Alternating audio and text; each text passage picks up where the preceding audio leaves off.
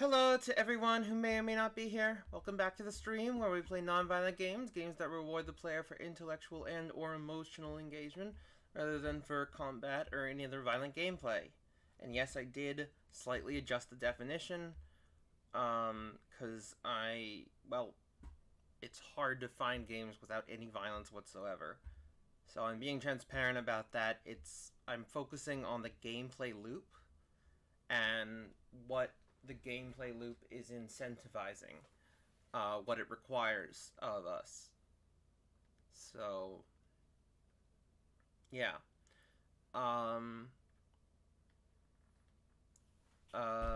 So what's exciting is that I have a lot of new followers on Twitch here.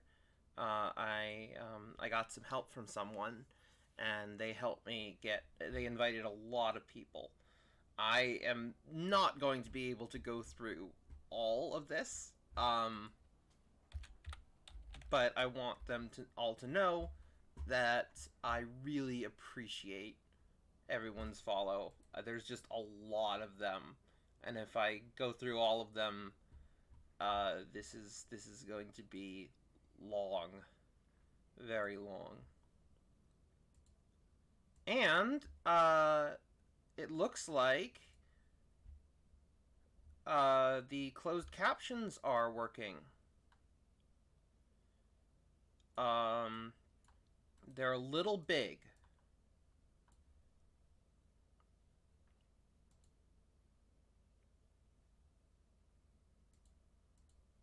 They're a little big.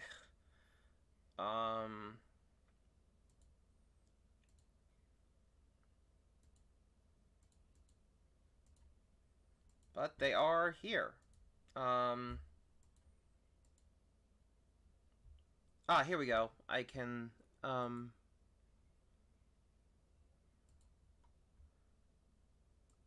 can make them a little smaller.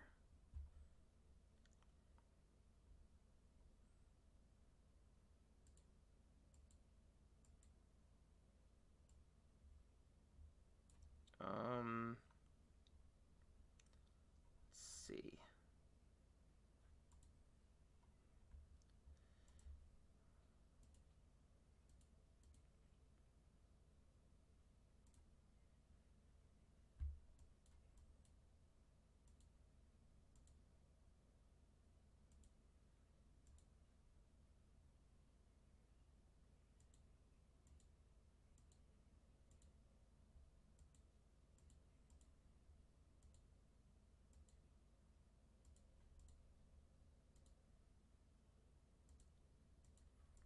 At least they were just here. Now where are they? Ah.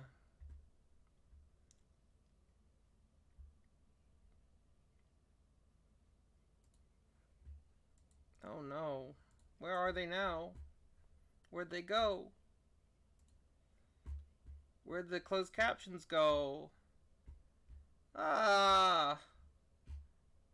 They were working. They were working.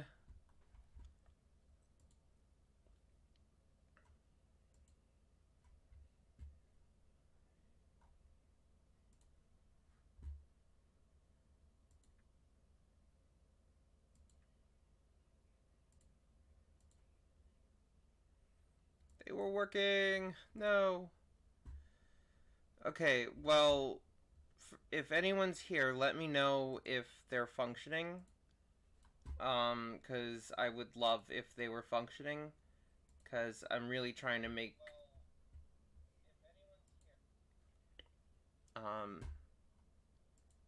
it work.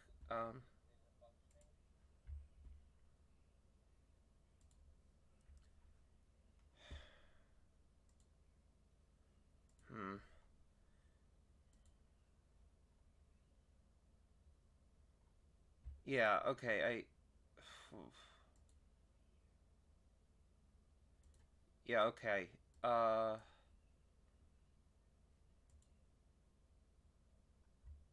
Okay, they're right there, right? Sorry everyone, I'm just trying to figure this out.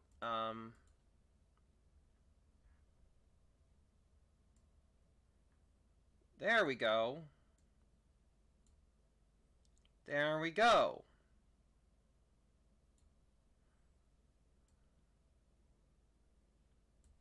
They're here. Here we are. Woohoo!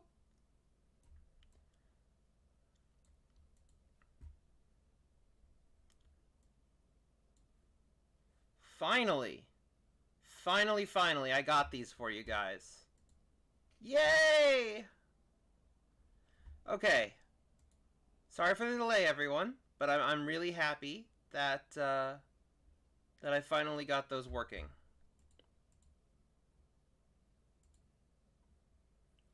At least it appears so. So, all right. Let's get started then.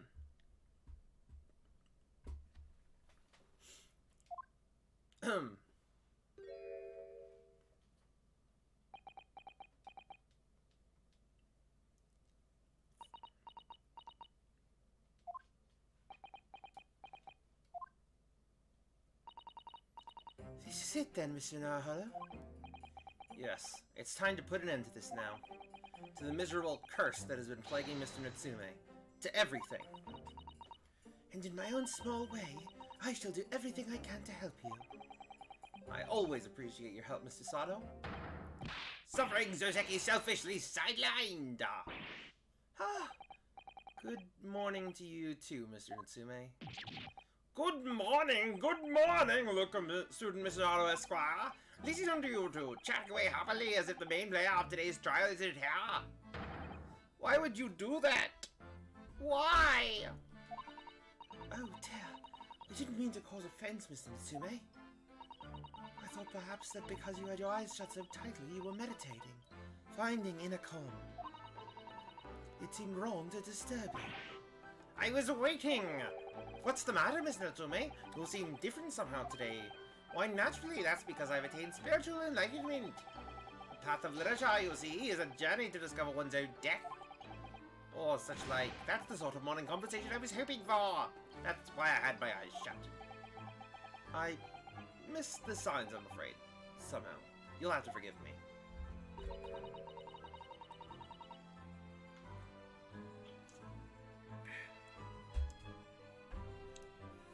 And you mustn't talk of your path leading you to death, Mr. Natsume. That was just an example. Oh yes, there it is. Inner calm. You barely came to see me at all yesterday. I was sure you'd abandoned me and returned to our beautiful long-lost homeland. We've not even been in Great Britain a week yet. Yes, well anyway, I intend to set everything straight in court today. I'm determined to uncover the truth.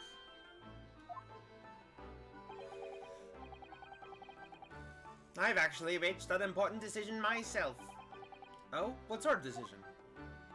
I shall fill you in after the trial. Alright?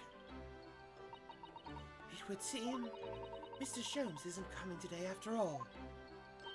It's a very clever message, I think. My dear fellows, you must win this battle on your own merits. It's a very clear message, I think, that he's overslept again. The great detective, my arch nemesis. Long may he stay away, if you ask me. Defendant and your legal representative, the trial is about to begin. Make your way into the courtroom immediately.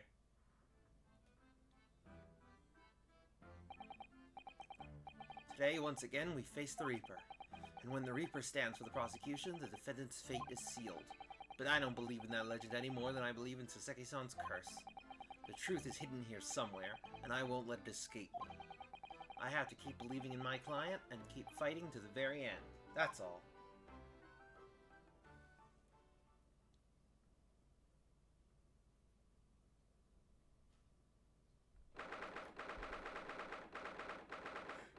The 23rd of February, 9:40 a.m., the Old Bailey courtroom.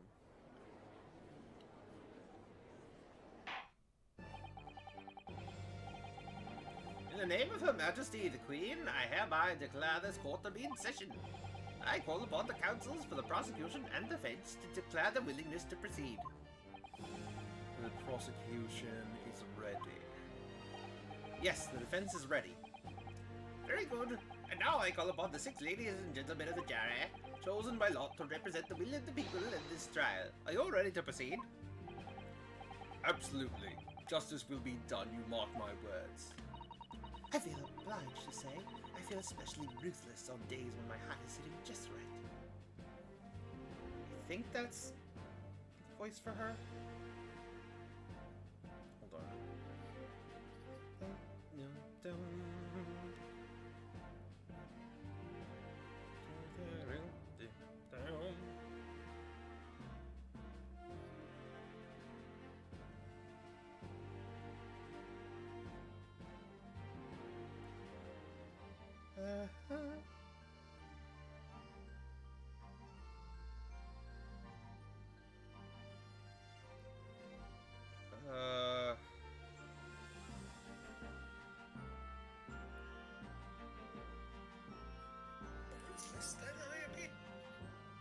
Yeah, okay.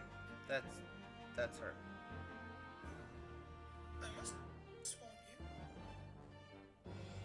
I feel obligated to say, I feel especially ruthless on days when my hat is sitting just right.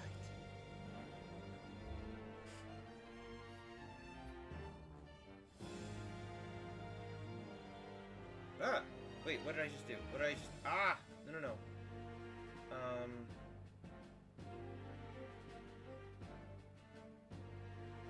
Recover. I just accidentally deleted it, so I just had to recover it.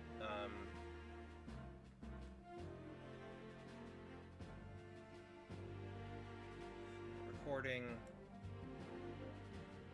Just changing the name. So I know that...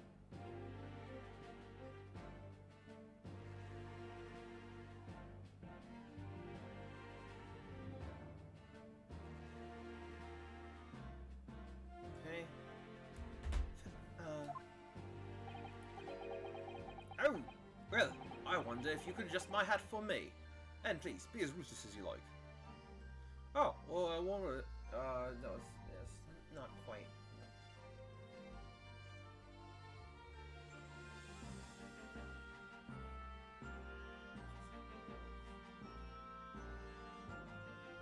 Yeah, okay. I think that's him.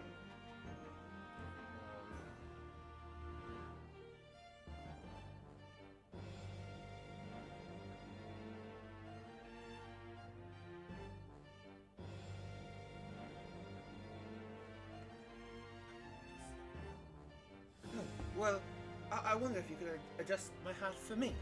And please, be as ruthless as you like. Thieves deserve to die, if you ask me. Especially gas thieves. I've no sympathy for the man at all. Thieves deserve to die, if you ask me. Especially gas thieves. I've no sympathy for the man at all. Look, I said it yesterday and I'll say it again now. I don't have time for this. I've got my own problems.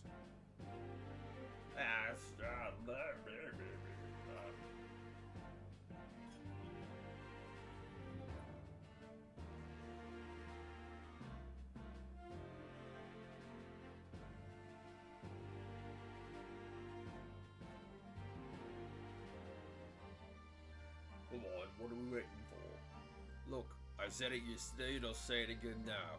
I don't have time for this. I got my own problems. Oh, may the Lord show us all the light and lead his flock to a righteous verdict again today. Now, Lord Van Zeeks, what can you tell us?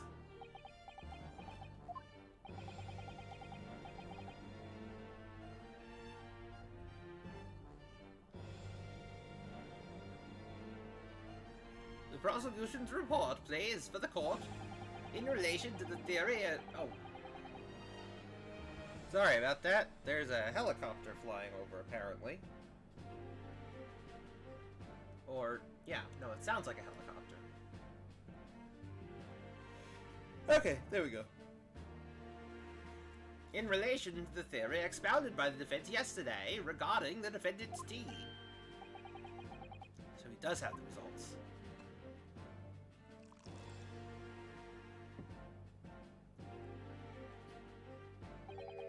Before the prosecution delivers the black news about the black tea belonging to the black gun in the dock. Pray allow me a moment to savor a liquid of a more sanguine hue. In fact, I'll defer to the good detective for the report. Here's to you, Inspector. Yes, sir. Thank you, sir. As indicated by the defense, we found a bar of soap just outside the victim's window in the snow. There was indeed a frozen reddish liquid in a little depression on top of it. Yes, that's the tea. That's what Mr. Natsume brought with him that night. Well, the brains at the yard analysed it, and yes, you're right. It was tea. And there wasn't a trace of strychnine or any other toxic substance in it. No poison at all. In other words, the tea that the defendant brought with him to the victim's room is innocent. It's in the clear. What a revelation! As I suspected. This makes it quite clear. The defendant, Mr. Saseki Natsume, is blameless here. My learned friend is jumping to conclusions again, as typical Nipponese reaction. What? Yes, it's true, no poison was found in the few drops of liquid recovered from the soap on the window ledge. But what logic is that? Would you take a drop from the Thames and conclude that the water in the ocean isn't salty? My word, the water in the ocean is extremely salty, Counsel. Exactly. Unfit for drinking, just as the victim's tea was on the night in question, as the court has already heard. Bitter was the precise word from the lips of from Mr. William Shakespeare, whom the prosecution now calls back to the stand.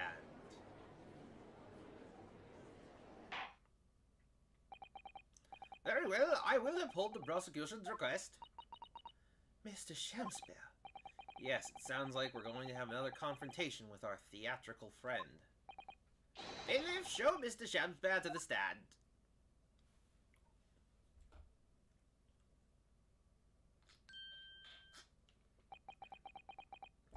Mr. William Shakespeare. Oh, that was the wrong voice. I did the judge's voice, and that does not come out of Van Zeek's. Not at all. Mr. William Shakespeare, the victim of this despicable crime. Oh, heaven! Oh, hell! Do you command me to remember? Forsooth, 'twas I, Shakespeare, did have a bellyful of the foul fluid given in mine innocence. Yes, but as was revealed in yesterday's proceedings, the witness is not as innocent as we had perhaps been led to believe. By using bars of soap such as this, he has been stealing gas from the supply company, yes. One may smile and be a villain. Forsooth, 'twas I, Shakespeare, did have a room full of the sweet fuel given. That's right. Fellow jurors, don't forget. This man is a rotten thief. I haven't forgotten. Kept all that about the ice coins a tight secret, didn't you? You should have owned up sooner. I haven't forgotten. Kept all that about the ice coins a tight secret, didn't you? You should have owned up sooner. Arrest him, I say. Arrest him at once. Let him feel the sting in my tail.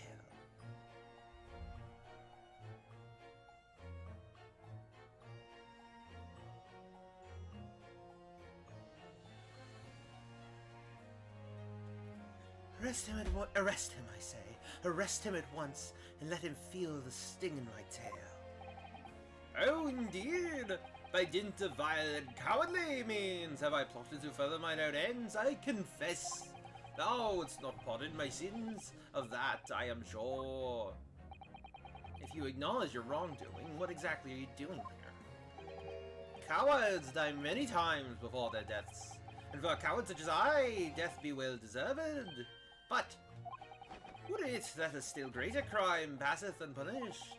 For lo, the hairy-faced gentleman of farther east, that Verona did contrive to poison me. Objection! But there was no poison in the tea found in your room. The police have attested to that. What the defense would assert is an inconsistency will quickly be cleared up by the witness's testimony. Is that not so, Mr. Shamspeare? Verily, my liege, I would most gladly speak.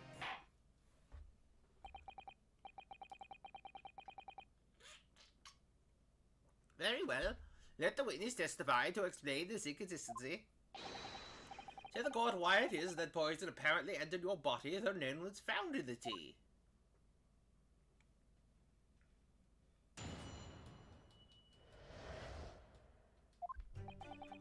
The Japanese man did come to my chamber with tea brewed in a pot.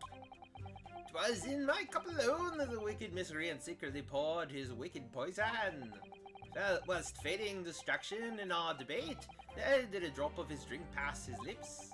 When he departed by and by, I did use the tea that remained in his cup to make my coins of ice. Thus 'tis no surprise that poison be not found in the tea where I did pour into the bowls of soap. Actually, I know exactly the piece of evidence to counteract that. The poison was slipped into the cup after the tea had been poured. A normal way for poison to be administered, in my experience. Quite, otherwise it would be disastrous if the poisoner were to mix up the cups, for instance. But no poison bottle was found at the scene, because, quite simply, the Nipponese took the bottle back to his own room. The absence of a vessel containing the poison only becomes problematic when considering suicide. I knew that.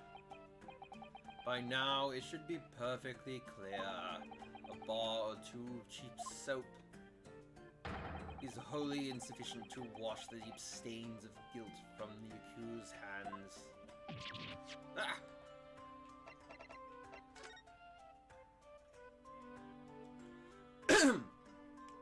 So yeah, see, so we know that he drank down all of his tea immediately while it was hot because Mr. Shamspeare has this thing in it which only happens after the tea gets cold, apparently. Sirs, madams, 'tis true that I, Shamspeare, be a common thief of gas. But, listen here, ladies and gentlemen.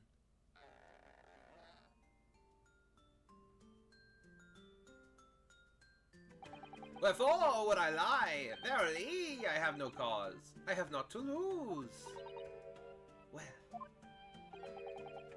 I do declare. Thank you for your testimony, witness. Counsel, proceed with the cross-examination. Yes, my lord.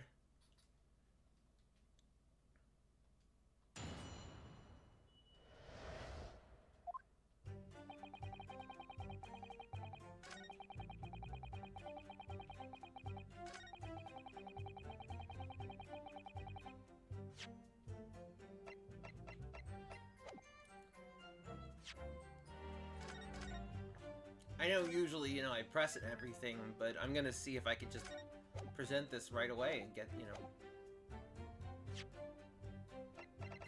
Objection! Hey, alright.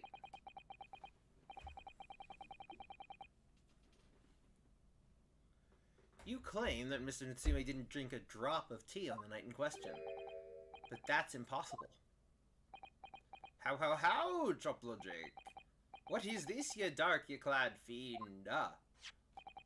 The two teacups from the scene, one used by the victim and the other by the defendant, have a clear difference between them. One that represents incontrovertible proof.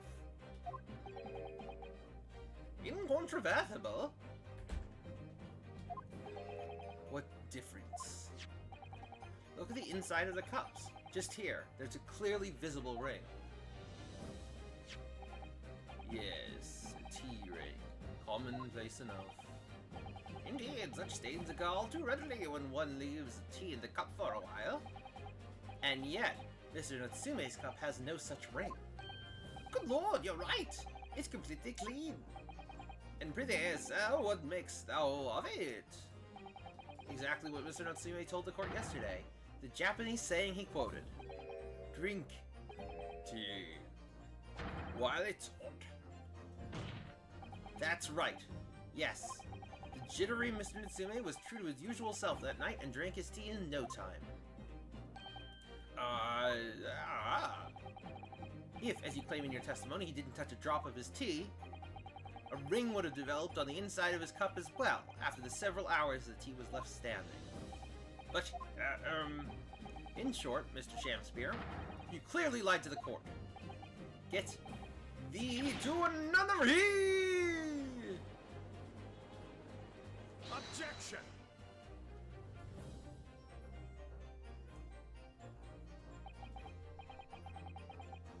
As a rule, I fill my hallowed chalice up to 7 times during any one trial. You might want to keep that information to yourself. Yet, on occasion, tedium distracts me, and I pour more times than I intended until the bottle is dry. Your drinking habits are fascinating, but irrelevant. On the contrary, they illustrate the fickleness of human memory. To William Shakespeare. Yes, my liege. Though you previously stated that you made the coins of ice from leftover tea in the accused cup, could it be that you were perhaps mistaken? Eh? Could it be that, yes, perhaps there was some tea remaining in the small teapot left at the scene? A fact that had vanished from your memory until now. Faith, my liege, thou art a magician! Ah, another helicopter. For verily, 'tis as though thou hast seen with thine own eyes that night. What? Forsooth, I was mistook. I did plan to goose tea from the Japanese fellow's cup, but lo! When I looked, 'twas empty! And thus did I ooze the dregs that festered in the teapot as my liege dissuggest. Objection! And you just suddenly remembered now that you made a mistake before. Are we supposed to believe that? Objection! People's memories are imperfect, my learned friend, which is why we rely on evidence instead. But in any case, it makes no difference. The victim's most recent testimony tells us 2 things of note. Firstly, that the poison was put into the victim's teacup only, and secondly, that this spoiled cup was not the source of the insipid ice coins that have bewitched this court. The prosecution makes a fine summary of the facts. Furthermore, that testimony remains valid and in full support of the established facts. In other words, the inconsistency claimed by the defense simply does not exist. Now, what does this mean then? I do declare it means there's no issue with the gas thief's testimony. Apart from the bit about the thieving gas, obviously. My lords, ladies, and gentlemen of the jury, I do solemnly swear, after I did dine at Grubb's Grubbery Ale House that night, naught did pass my lips but the black tea given me by the Japanese, whose back be souped low as death. On what did you dine, sir? Why, I did partake of my favorites, a broth as was to be called soup, and a leaf as was to be called salad. As insalubrious a menu as the establishment where it was served. But you gods will give us some faults to make us men. Willingly I should suffer with punishment, 'tis seen fit to serve a wicked thief of gas, but I pray wise and noble fellows ne'er forget the simple truths. That be one thing, and this be another. Jurors all, your humble servant Shamspeare doth entreat you, punish the Japanese fellow for his sins. My lord! My lord, if I may speak, my lord. Yes, Mr. Foreman? I believe we may have been duped by that rotten defense lawyer. By me? I do declare you might be right. What we all knew the wife there was making coins of ice to keep himself warm. What this lawyer lad says if he's stealing gas, he deserves a dose of poison, eh? He's been leading us up the garden path, that's what he's been doing. I really never said anything like that. But what we just heard from the victim there has opened our eyes again. We've reached a decision this time, and we won't be swayed from it. The court acknowledges the position of the jury foreman.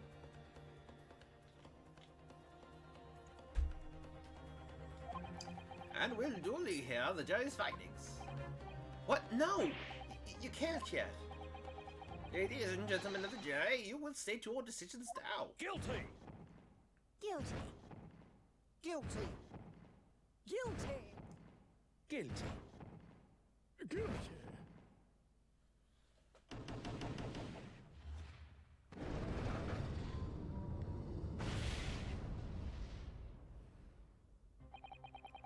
I hereby declare the jury to be in one accord. Oh, happy day! How is this happening? My lord, the defense asserts its right to carry out a summation examination. Very well. The court upholds the defense's right. Typical. My learned friend is unable to accept the obvious truth. This trial will therefore enter its second summation examination immediately. Judge, the court calls upon each of you to state the grounds upon which you will find the defendant guilty of the crime of which he is charged.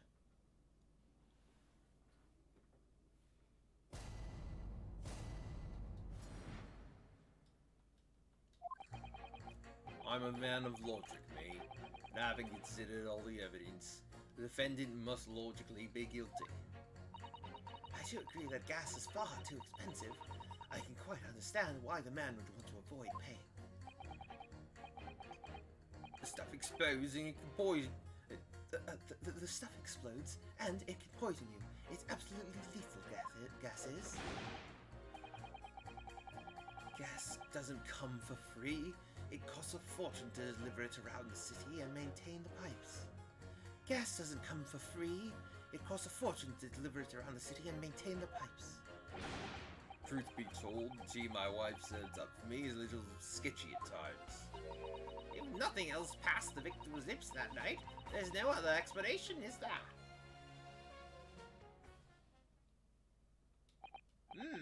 I do feel that perhaps personal opinion about gas and its supply has influenced decisions somewhat. But never mind. What do you mean? No, you really should mind. The truth is, our counter-argument wasn't as unassailable as we'd hoped. And Mr. Shamspeare was poisoned, there can be no doubt of that. And how are we supposed to turn this around? I think we need to establish the method by which Mr. Shamspeare was actually poisoned. Our only hope is to demonstrate that to the court incontrovertibly. But that's surely almost impossible at this stage. If we don't manage it, though, Mr. Natsumi will be found guilty. No delays, counsel. Proceed with the summation examination.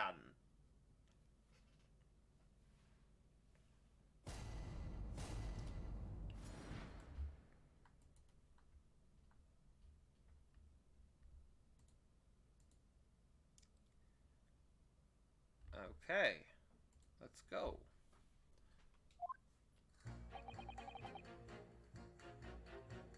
Hold it! All the evidence, you say? That's right. Hey, Lynn! Welcome! What's up is we're back in court, defending our client, as usual. And on the back foot and trying to turn it around, as usual.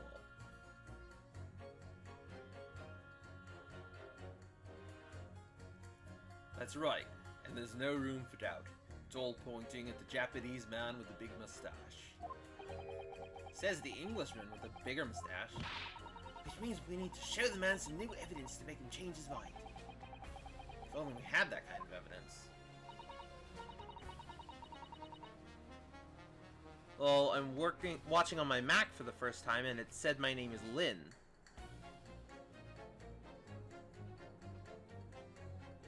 So, any progress being made on the case? Yeah, so, well, I mean, kind of. So the tea... So we found out that the tea wasn't poisoned. Except that they're now arguing that it actually was. It was just only one of the cups that had the tea poisoned. So it wouldn't be found in all of the tea, only the tea that actually poisoned the guy. So now we're trying to figure out how to prove that basically if the poison didn't come from the tea, which we do believe, where did it come from? That's what we're trying to figure out now. Don't worry, the summation examination has barely started, really. Perhaps there'll be a shift in the situation that shows an existing piece of evidence in a new light. Let's hope so. To start with, though, I need to find some way out of this deadlock. Hold it! Where do you believe it came in from, Alan? I have no idea. However,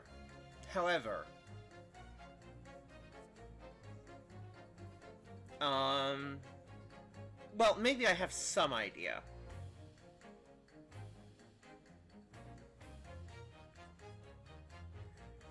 But I'm not sure.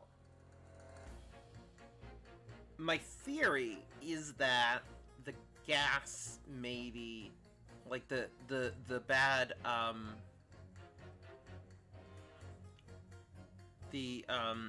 like the bad pipes and stuff, and the gas, like, it might have had something to do with this.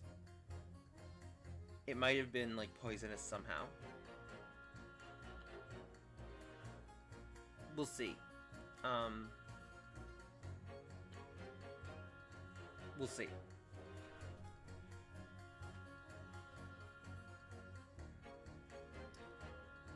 This isn't the time or the place to be discussing the price of gas, madam.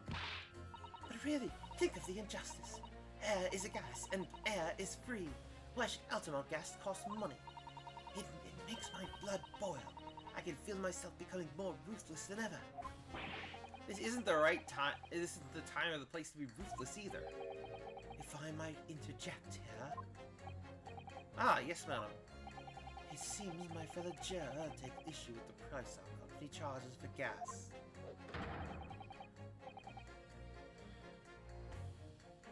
That's scary to think about. Yeah, you know, it is. Juror number 2B spittin'? I mean...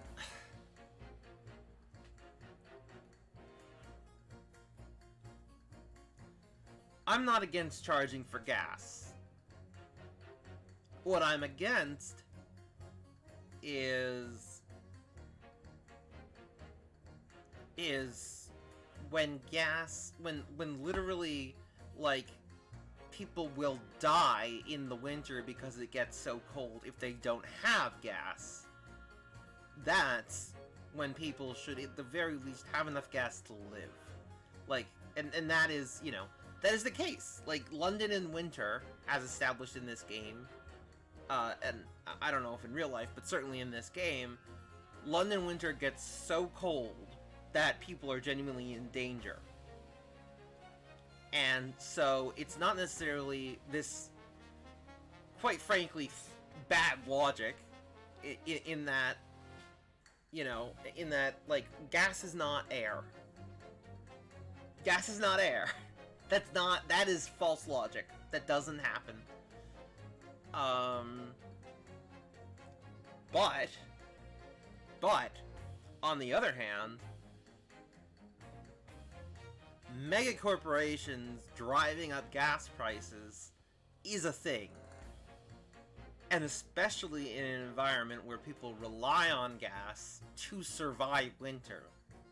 That's unacceptable.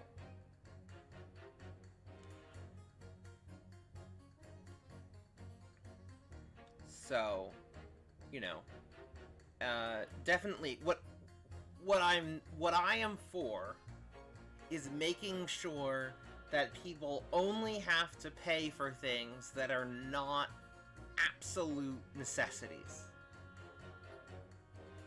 Food, healthcare, you know, a house, those things should be guaranteed to everyone.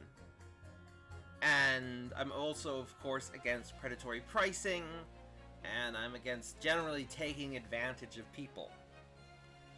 So, like, to be clear, I am very sympathetic to the idea that gas should be free, but I'm saying that the argument that juror number 2 specifically made is bad. It's a very bad argument. The argument that should be made is that you are taking advantage of people.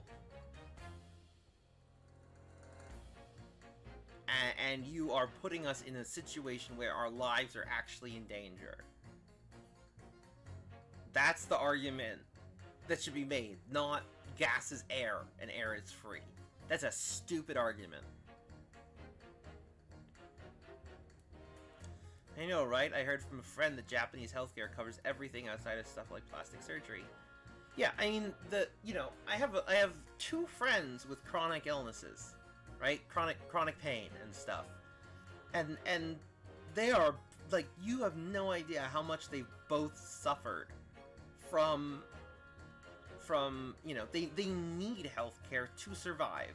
And a lot of people do, but, like, they need surgeries, a lot of surgeries, you know, like, they need help to just function, and they need, you know, and that's, you know, and you know, they're being incredibly put in tremendous debt just by existing in a way that puts them in a situation that makes them reliant upon healthcare, and thus being put in tremendous debt. And that's a broken system.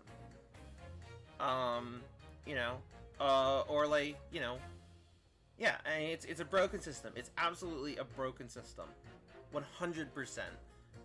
American healthcare is so bad. It is so bad. It is so unfair, and we should not have to pay for our ability to survive. It's unacceptable.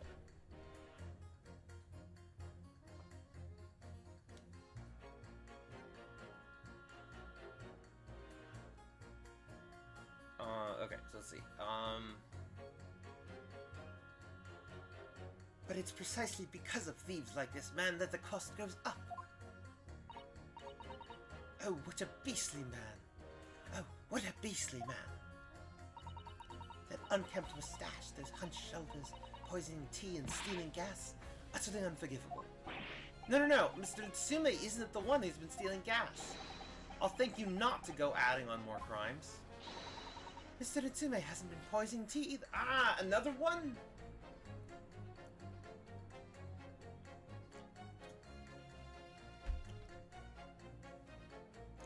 Mr. Natsume hasn't been poisoning tea either. Well, anyway, I've quite made up my mind. It's as made up as the price of gas.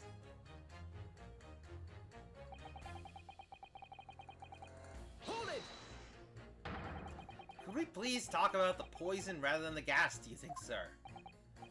Well, if you like. I mean, to be honest, I'd take poison over gas anytime. You'd take poison? What I mean is, poison can only poison you. It doesn't explode, does it? Goodness me, what are you talking about? Set him straight, please, lawyer man. Well, it's certainly true that poison isn't prone to exploding. But I think you'll find poison also can't light or heat up a room. Huh?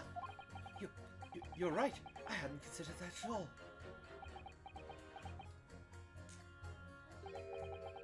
Young lawyer man. Yes? You have a good head on your shoulders. We could use someone like you as our company's legal representative. Well, I wasn't expecting to pick up more business in the middle of a trial, that's for sure. Anyway, the point is, I haven't had the best experience with gas companies in the past. Hold it! Can we please refrain from all this talk of gas? There's an all-out attack underway here, in case you hadn't noticed, against my company's gas. And I'm supposed to sit here and take it, am I? I don't think so. She's really buzzing now. All I've heard about our wonderful fuel is explosions and poisons. What about electricity? What about getting electrocuted? What about that? A little explosion here and there is nothing in comparison. Any explosion could hardly be described as nothing, madam. Nevertheless, the theft of your gas is deplorable. My point exactly. But the gas thieves aren't even the worst of our enemies. We have far more devious reprobates to contend with on a daily basis, you know. More devious? Who, madam? Other gas companies, of course. Other gas companies? Not quite what I was expecting. We generate gas and we deliver it to our customers fair and square. Indeed, nobody is questioning that, madam. I am. Altamont is an exemplary gas company. But there are other unscrupulous gas companies here in London that don't even have any gas at all. What? But if they don't have any gas, how do they go about selling it to people?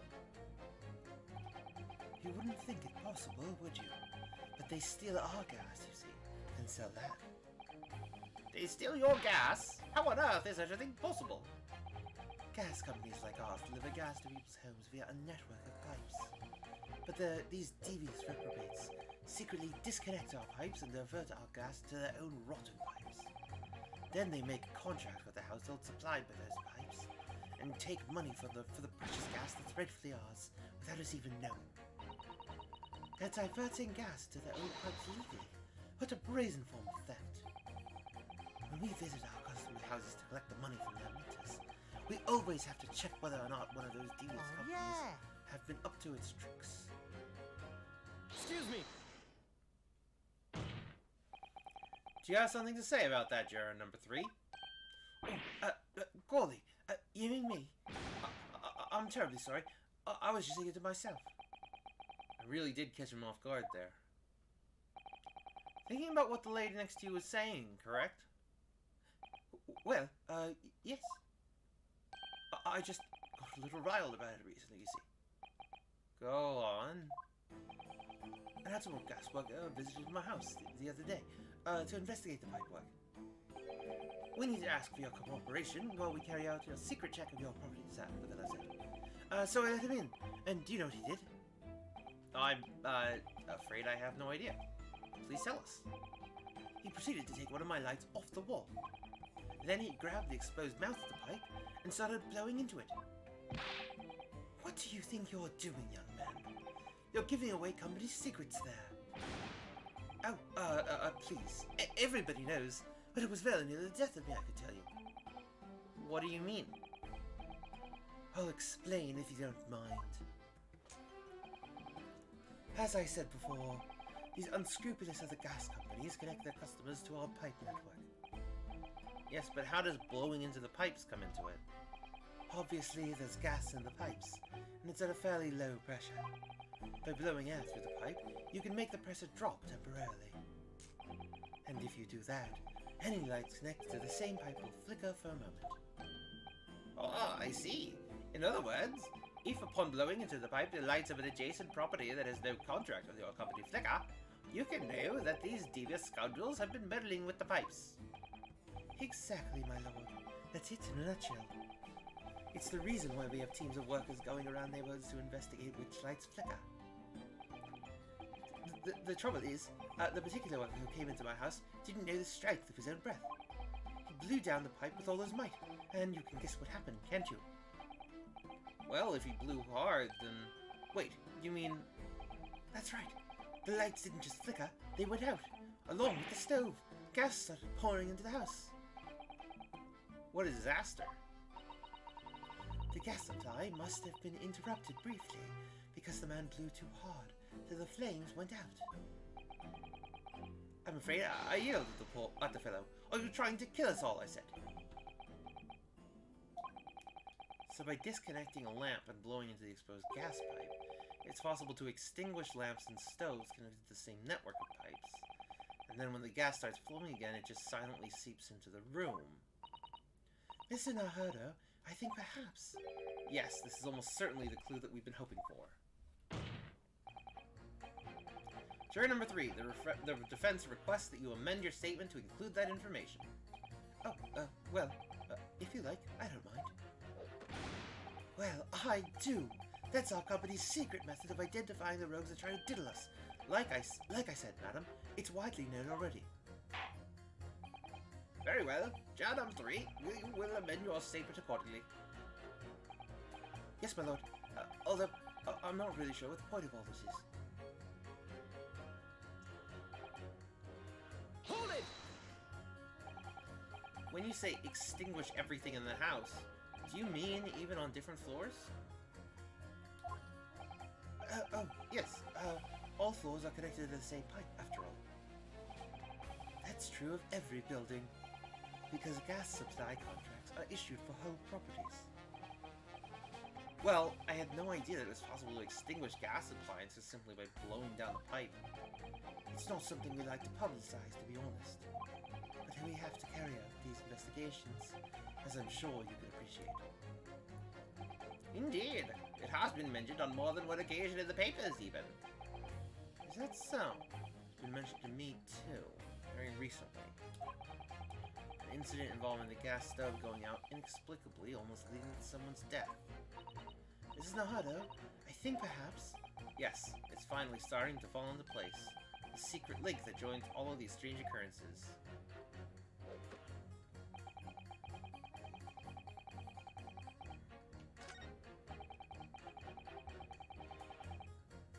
Hold it! You mean it's poisoned? That's right. It's happened a tiny few times now. This is most troubling indeed. It's always days like this one when I get a new wages. I get it at tea time, you see, and I see her doing it. My wife. She gets that devilish look on her face and she slips some white powder into my cup. And you drink it anyway? I was brought up proper, I was. Someone gives you a cup and you drink it. And what happened to you? What did it taste like? It was god awful, believe me. Salty as hell. I feel like she was probably putting salt in it then.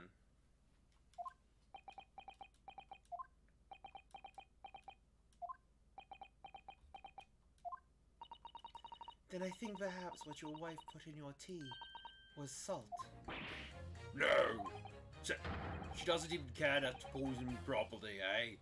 Unbelievable. Let's move on, please. Hold it! Does that mean that if the victim could be shown to have ingested something else, you'd change your leaning? Sorry? What's that now? Oh, I was just saying, if the victim did actually eat or drink something else on that night. What's the matter with you? What, sorry? I said if nothing else passed the victim's lips that night, there's no other explanation, is there? Haven't you been listening to me at all? I feel there's an English expression about a pot and a kettle that's appropriate here. Compared to the other jurors who don't even appear to have anything to say about the case at all. It would seem this elderly gentleman has been listening to the proceedings far more intently. I suppose the trouble is... he has selective hearing. Exactly. But still, this juror may well be the key to the breakthrough that we so desperately need. This is hopeless. There's no way for me to appeal to these people. I do think that the only way we should overcome this difficult situation is by exposing the way in Mr. Shamsbury was breathing poison. We have to prove that it happened some other way, and not via Mr. Mitsumi's tea. Yes, I know. Trouble is, I have absolutely no idea how it did happen. Mr. Nahodo, I wonder if perhaps there's something you might have forgotten. Oh, like what? It's important to watch everyone involved and pursue people if they react to something someone else says.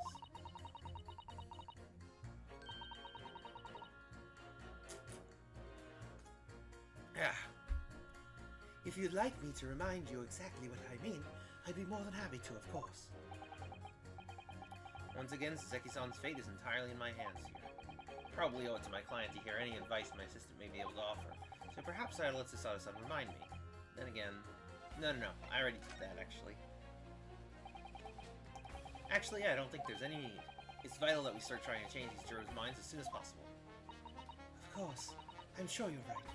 But if you decide you would like your memory refreshed, you need only ask, Miss Naruto.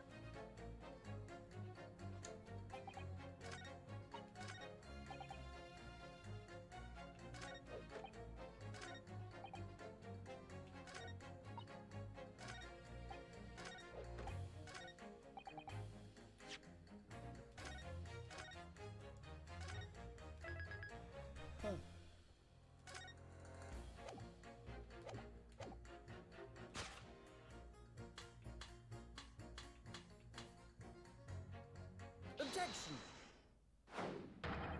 These two statements clearly contradict each other. Good gracious! To whose statements do you refer, Counsel? Juror number 6, did you hear what juror number 3 just said? What? Yes, of course. I heard him mumbling about something or other. There is another explanation here, I believe.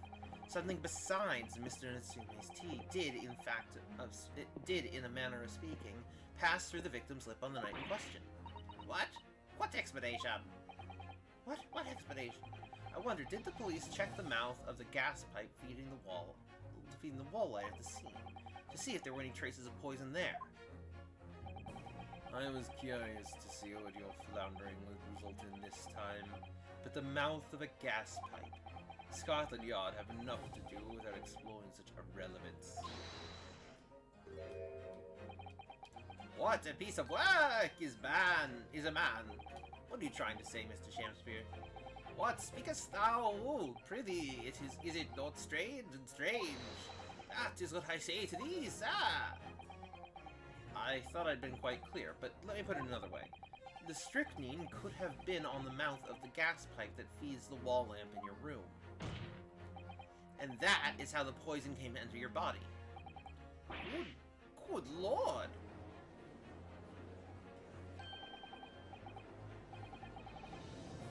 Are they tasty then, the gas pipes?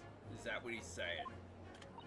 Oh, is the gentleman suggesting that the poor man was so desperately hungry, he tried to fill his belly with gas?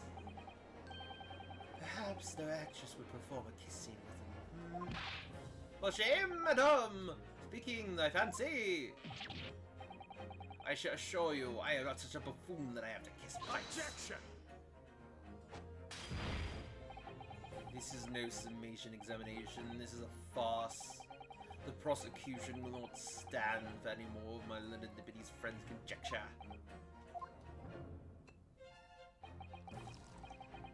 To begin with, the lamp in the victim's room is high on the wall. In order to have placed his lips to the pipe that feeds it, he would have to be a contortionist. These are empty assertions. There's no possible proof that the man did as you say. Objection! It's true. I have no proof that Mr. Shamspeare put his lips to the pipe. However, I can say with some certainty that on multiple occasions, Mr. Shamspeare has been doing something in front of that lamp on his wall. And I have evidence to prove it. Alright, you've got our attention, lad. I'd like to see how you can be so sure of yourself. So would I. Let's see this evidence then. Now that I've got the jury's ear, I need to make this opportunity count. This is the proof that time and time again, Mr. Chancellor stood in front of his gas lamp.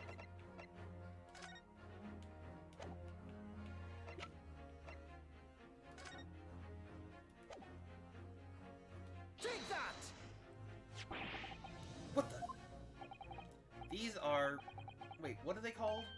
Yes, skin prints that were found at the scene. Skin prints, Counsel? I've never heard of such things. Justice Ministry is currently assessing whether or not to permit fingerprints as evidence in court, however. My lord, this is an exciting new forensic technique developed by the great detective Mr. Herlock Sholmes. It reveals all of the places that Mr. Shamspeare touched in his room. I've never seen anything like it. I mean, that's black magic, isn't it? Well, if anyone could invent something like this, it's that great Sholmes fellow, that's for sure. I agree. This month's edition of Engineering Thumbs was quite fascinating. We found skin prints in many places that you would expect. On the table, on the costumes. However, Mr. Shanspeare also appears to have been touching some very unexpected places in his room. For example, here. Around the hanging picture there. Around the hanging picture there, indeed, multiple handprints appear to be visible. Well, I wonder, could he have been appreciating the artwork, perhaps? First, my colleagues and I thought the same thing. However, imagine standing with your hands where those prints are, and you would find yourself directly in front of... In front of... Ah! I don't believe it. The gas lamp. Though the reason why isn't immediately obvious, it's clear that Mr. Shanspeare has regularly been standing with his hands to the wall in front of that lamp. Right. What have you been up to, Ned? I'd ask the court to recall juror number 4's earlier statement. Me? What did I say? You said that blowing into a gas pipe would make the lights in the entire building flicker. And now, if you'll recall juror number 3's statement... Well, what? Me now? When the gas worker who visited his home blew with too much force into the pipe, it caused all the lights in the gas stove to go out, and gas to start leaking into the rooms. Obviously, that incident was an accident. However, the simple fact is... if Mr. Shanspeare were to have blown hard into the gas pipe here in his room, he could have extinguished every other light and gas stove in the building at will. Crikey. Are you suggesting that the man purposefully caused the gas to... Objection!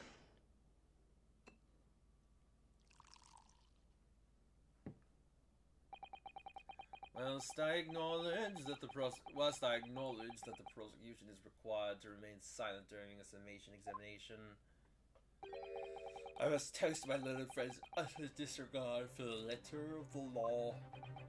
What is the meaning of this, Lord Manzix? This curious photograph, or whatever it is presented by the defense, the so-called skin prints, clearly that cannot be accepted as any form of usable evidence in this case. But it's an exciting new forensic technique, developed by a great detective. It's nothing. A mere toy developed by an amateur sleuth with too much time on his hands. Look. Certainly, even research of this nature by the esteemed Mr. Sholmes cannot be recognized by the court as formal evidence. But... Please, my lord, if I may. Mr. Sado, it was not the defense's intention to submit the skin prints as formal evidence. We merely wished to present the results of the great detective's investigation of the scene as a tool by which to explain a possibility to the ladies and gentlemen of the jury. And, if the trial were to come to an end now, we should never learn the truth behind these mysterious handprints that everyone has now seen. I don't believe we can allow that to happen, and I'm sure the jurors would agree.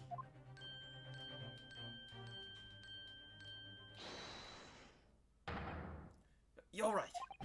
Whether those strange handprints are significant or not, it's down to us to decide. Juror number 3.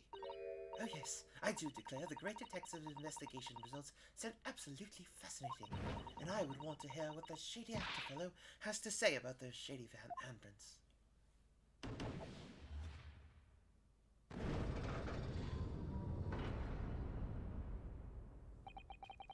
What's the matter with you two? That was foolhardy. Well, I did say it, didn't I? And I don't like to break a promise. No, wait. You heard his lordship. It's not fair to get evidence.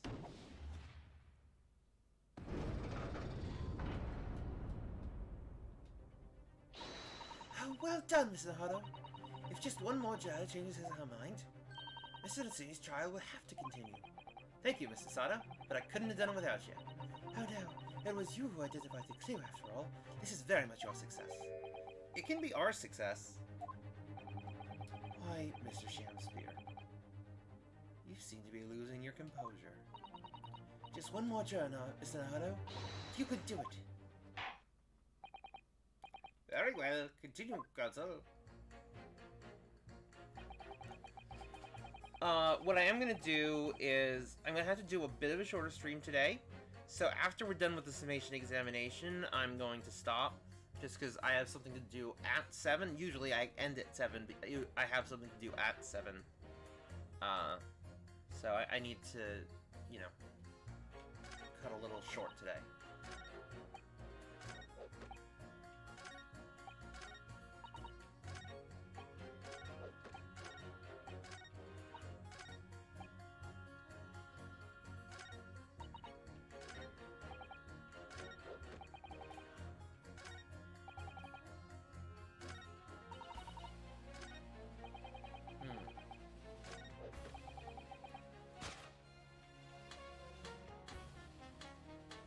Okay, so I can only...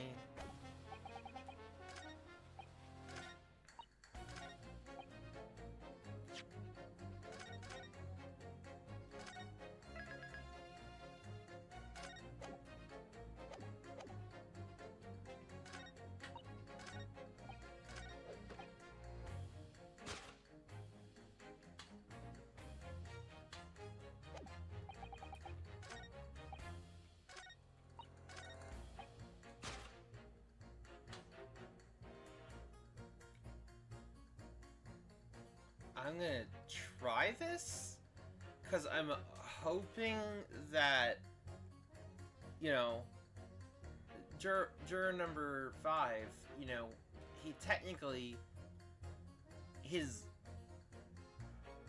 had flawed logic, right? It was logic, but it was flawed logic based on bad assumptions. Objection! Those two statements are fundamentally at odds with one another. My lord, as a foreman of the jury, I must object. What? Being their leader, it is my duty to stand up for all jurors here present and stand up for them I will. I can go with the foreman, counsel. I warn you. I shan't abide any pettifoggery. Until you've got your facts straight, keep your pointy fingers to yourself. I thought I did. We're trying to find inconsistencies in the jurors' statements, Mr. Harlow. The key to it is comparing the different things they say and then before attempting to pit them against one another. Alright, I'll have another go. Hold it! All the evidence you say. That's right, and there's no room for doubt. It's all pointing at that Japanese man with the big mustache. It's the Englishman with the bigger mustache. The defense just demonstrated another possible explanation for the events on the night in question. What do you make of that? What, your so-called skin prints? It's an exciting new forensic investigation technique developed by the great detective himself. The numerous handprints on the wall are clearly out of the ordinary. And if Mr. Shamsteer had indeed put his mouth to the gas pipe on the night in question, it can't be denied that there's a possibility that's where the poison was. Well, yes.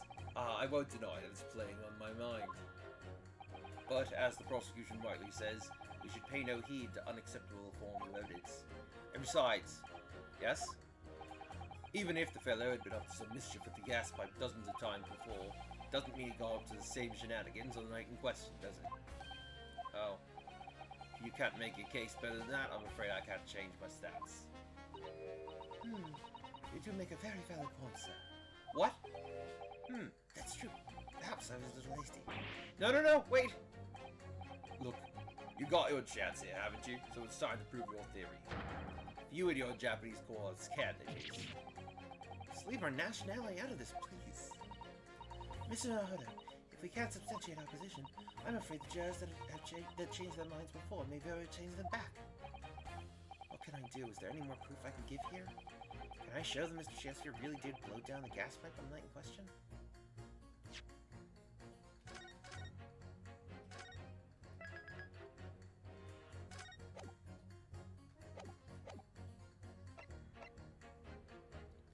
I'm gonna say I have supporting testimony.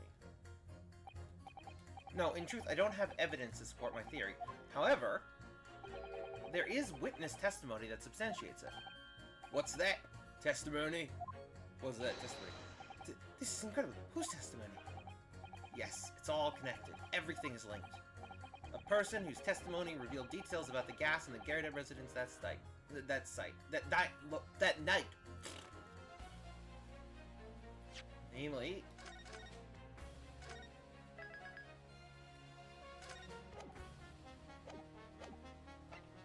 Who was it?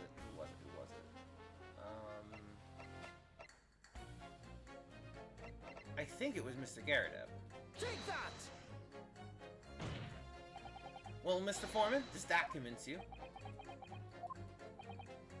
Ooh, I don't think he was listening. Rest assured, Counsel, I shan't let such nonsensical hours go without penalty. I thought I got away with it. A witness who spoke about the gas on the night in question. Yes, there was someone. That's what I thought too, but I obviously chose the wrong person. Okay, then there's only really one other person it could be.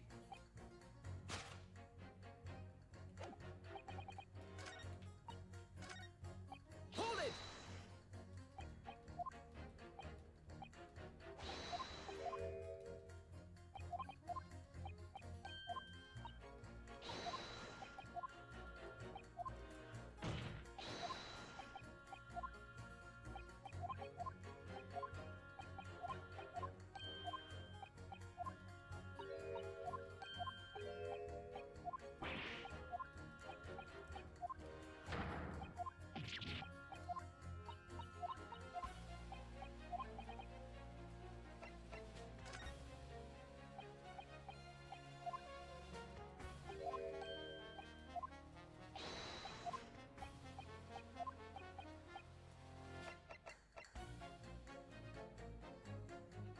Take that!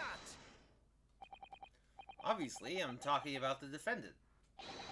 Mr. Sasaki Natsume himself. The defendant. At the very beginning of the proceedings here in court yesterday, Mr. Natsume said the following. My lodgings! There's been a whole series of strange happenings in my lodgings. Even on that fatal night it happened. When I returned from Mr. Jumpin's room, I lit my gas stove and climbed into bed, but before long, the stove went out, and somebody tried to kill me. On the night in question, the gas in the defendant's room went out. So I asked the court, was that a mere coincidence or not? Good golly. So that Shakespeare fellow blew air into the gas pipe to make the man's stove go out on purpose? No, Jaws, is that what we do that for? Mr. Foreman, what is it, man? We cannot allow judgment to be passed while this doubt remains. It's true that I don't have conclusive evidence yet.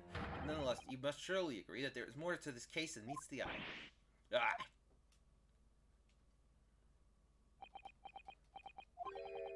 Fair enough. Like I said at the outset, I'm a man of logic first and foremost.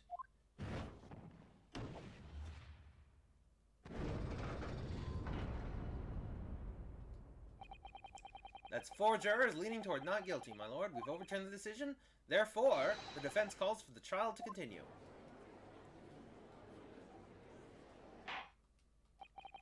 As the defense is rightfully indicated, the summation examination has concluded with a majority of jurors altering their decisions. 2 jury members now called guilty, 4 now called not guilty. Therefore, the jury's opinion is convicted, and in accordance with the law of this land, I hereby order the continuation of this trial. And that is where we'll wrap up for today. Sorry to do it shorter than usual, but I must. But thank you so much to everyone who wasn't here. It was awesome to have you all. Len, I appreciate you chatting with me.